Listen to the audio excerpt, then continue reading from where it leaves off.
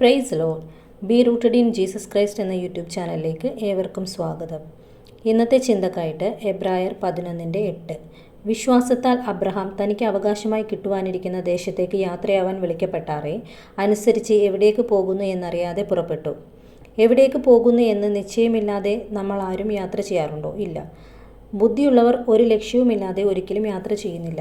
ദൈവമക്കൾ പരദേശികളും സിയോൻ സഞ്ചാരികളുമാണ്. അവർ ജീവിതത്തിൽ ഒരു ലക്ഷ്യബോധമുള്ളവർ തന്നെയാണ്. പൂർവ്വപിതാവായ അബ്രഹാമിൻ്റെ യാത്ര സ്വന്തം ബുദ്ധിയിലോ ഏതെങ്കിലും പ്രത്യേക താൽപ്പര്യപ്രകാരമോ അല്ല, വിശ്വാസത്താൽ ദൈവഹിതപ്രകാരമുള്ള പുറപ്പാടായിരുന്നു. ഉൽപ്പത്തി 11:27, 12:9. തനിക്ക് എത്തിച്ചേരേണ്ട സ്ഥലം വ്യക്തമല്ലെങ്കിലും അതിൻ്റെ പിമ്പിൽ വളരെ വ്യക്തമായ ദൈവശബ്ദമുണ്ടായിരുന്നു എന്ന് അബ്രഹാം വിശ്വസിച്ചിരുന്നു. അബ്രഹാമിൻ്റെ ജീവിതത്തിൽ നിന്ന് നമുക്ക് മാതൃകയാക്കാവുന്ന നിരവധി കാര്യങ്ങൾ ലഭ്യമാണ്. 5 പ്രധാന കാര്യങ്ങൾ എടുത്തു കാണിക്കാം. ഒന്നാമതായിട്ട് ദൈവപ്രത്യക്ഷത. അപ്പോസ്തലപ്രവൃത്തി 7:2. മനുഷ്യവർഗത്തിൻ്റെ വീണ്ടെടുപ്പുകാരനെ രംഗപ്രവേശനം ചെയ്യിക്കുവാനുള്ള പ്രത്യേക ജനവിഭാഗത്തിൻ്റെ സ്ഥാപകനായിരിക്കുവാനത്രേ ദൈവം അബ്രഹാമിനെ സന്ദർശിച്ചത്. അത് അവൻ്റെ ജീവിതത്തെ അടിമുടി രൂപാന്തരപ്പെടുത്തി. സ്വർഗീയ ദർശനമാണ് ക്രിസ്തീയ ജീവിതത്തിൻ്റെ അടിസ്ഥാനശില. രണ്ടാമത് ദൈവവിളി. ഉൽപ്പത്തി 12:1. ദൈവവിളി വളരെ കൃത്യമായിട്ടുള്ളതും യാതൊരു ആശയക്കുഴപ്പവും ഉണ്ടാകാത്തതുമായ വിധമായിരിക്കും.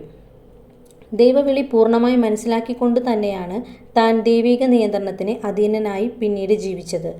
ദൈവം എന്നെ എന്തിനു വിളിച്ചു, ഏത് സ്ഥാനത്തേക്ക് വിളിച്ചു, എന്ത് ഭരമേൽപ്പിച്ചിരിക്കുന്നു എന്നീ കാര്യങ്ങളിൽ നാം ഉറപ്പ് പ്രാപിച്ചവരായിരിക്കണം. 3. അനുസരണം. ദൈവവിളിയോടുള്ള അവൻ്റെ പ്രതികരണമാണ് സകലത്തെയും വിട്ടുള്ള പുറപ്പാട്. ദൈവശബ്ദത്തിന് അനുസൃതമായ ഒരു പുതിയ വഴിത്തിരിവ് നമ്മുടെ ജീവിതത്തിൽ അതിപ്രധാനമാണ്. 4. ദർശനം. തനിക്ക് ചെന്ന് പാർക്കേണ്ട ദേശത്തെക്കുറിച്ച് ഹൃദയത്തിൽ വ്യക്തമായ ഉറപ്പും ധൈര്യവും ഉണ്ടായിരുന്നു. യഥാർത്ഥ ലക്ഷ്യബോധമാണ് ജീവിത വിജയത്തിനാധാരം. 5. വിശ്വാസം. തൻ്റെ ജീവിതത്തിൽ എഴുതിച്ചേർത്ത ഒന്നായിരുന്നു വിശ്വാസം. നാം വിശ്വാസത്തിനു വേണ്ടി വില കൊടുക്കുവാൻ തയ്യാറാണെങ്കിൽ നമ്മെ ലക്ഷ്യസ്ഥാനത്തേക്ക് എത്തിക്കുവാൻ ദൈവം വിശ്വസ്തനാണ്. ഈ വചനങ്ങളാൽ നിങ്ങളെ ഓരോരുത്തരെയും ദൈവം ധാരാളമായി അനുഗ്രഹിക്കട്ടെ. ആമേൻ.